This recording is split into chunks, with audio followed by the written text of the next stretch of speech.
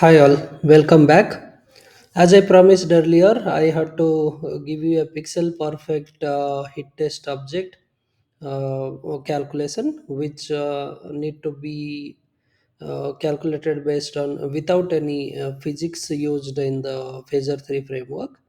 So what I am doing here is I have created a pixel perfect hit test method, which takes two objects, and if you see, I'm getting the tip point of the arrow here. Get tip point of the arrow.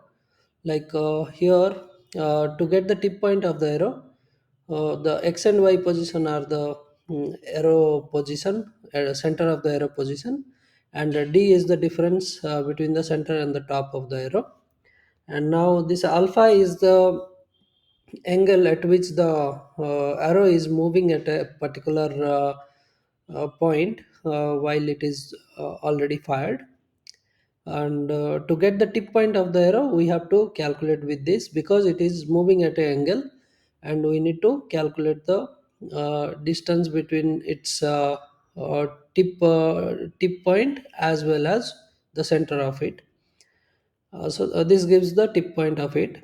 And then the second image is our the bag, which is the area of the bag. I am calculating like this: the image bag x, bag y, and bag x plus width and bag x y plus height.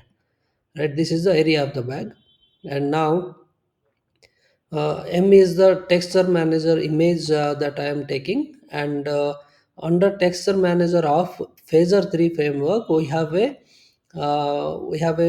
method called get pixel alpha, which gives us the transparent pixels and the filled pixels of a particular PNG image, and the alpha values are being extracted.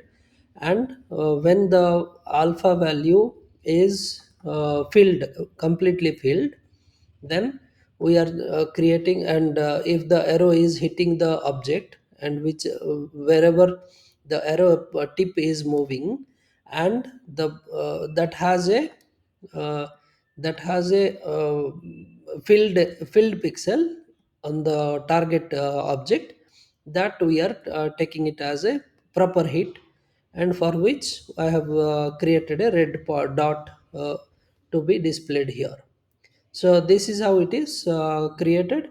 And let me know if you need any other information. I'll create more videos like this, and I will explain each and every concept like this.